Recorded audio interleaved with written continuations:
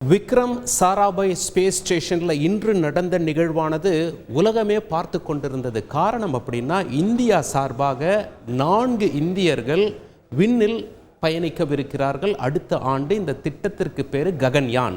ககன்யான் என்றால் ஆகாய வாகனம் என்று எடுத்துக்கொள்ளலாம், வான் ஊர்தி என்று புரிந்து கொள்ளலாம்.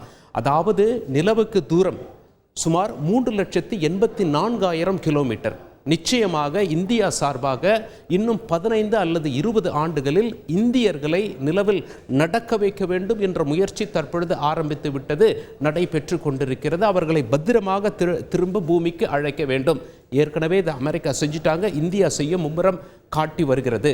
முதல்ல அவங்களை 3,84,000 கிலோமீட்டருக்கு அனுப்பி திரும்ப பத்திரமாக கொண்டு வருவதற்கு முன்பாக சுமார் 400 கிலோமீட்டர் விண்ணில் அனுப்பி அவர்களை பத்திரமாக கொண்டு வரும் நிகழ்வுதான் ககன்யான்.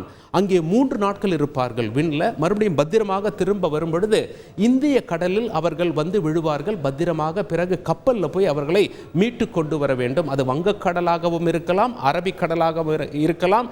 இந்தியா அறிவிப்பு செய்வார்கள். அதுவரை நாம் காத்திருக்க வேண்டும்.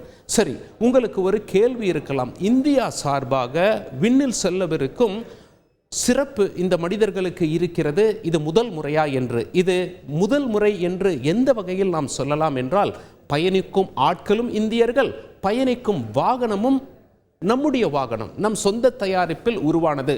ஏற்கனவே 1984 ராகேஷ் சர்மா என்ற இந்தியர் விண்ணில் பயணித்தார். அவர் இந்தியர், ஆனால் அவர் பயணித்த வாகனம் ரஷ்யாவினுடையது.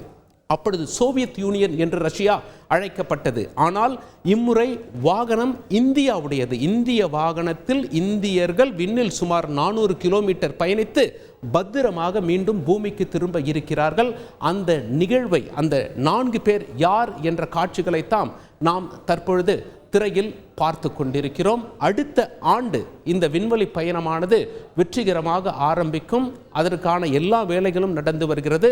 அந்த 4 விஞ்ஞானிகள் யார் என்பதை நரேந்திர மோடி அவர்கள் உலகத்திற்கு இன்று அறிமுகம் செய்து வைத்தார். கடைசியாக உங்களுக்கு ஒரு கேள்வி இருக்கலாம், விண்வெளிக்கு செல்லும் வீரர்களை ஏன் விமானப்படையிலிருந்து தேர்வு செய்கிறார்கள் என்று.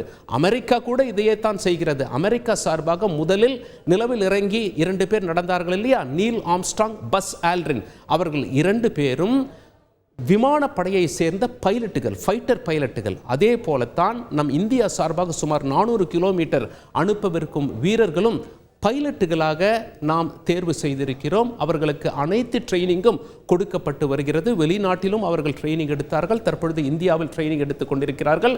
அடுத்த ஆண்டு வெற்றிகரமாக சுமார் 400 கிலோமீட்டர் விண்ணில் பயணித்து திரும்புவார்கள். அதற்குண்டான ஏற்பாடுகள் நடந்து வருகிறது. அந்த 4 யார் என்ற அறிமுகத்தை இன்று உலகத்திற்கு நம் இந்திய பிரதமர் நரேந்திர மோடி அவர்கள் செய்து வைத்த காட்சியைத்தான் நாம் தற்பொழுது பார்த்து கொண்டிருக்கிறோம்.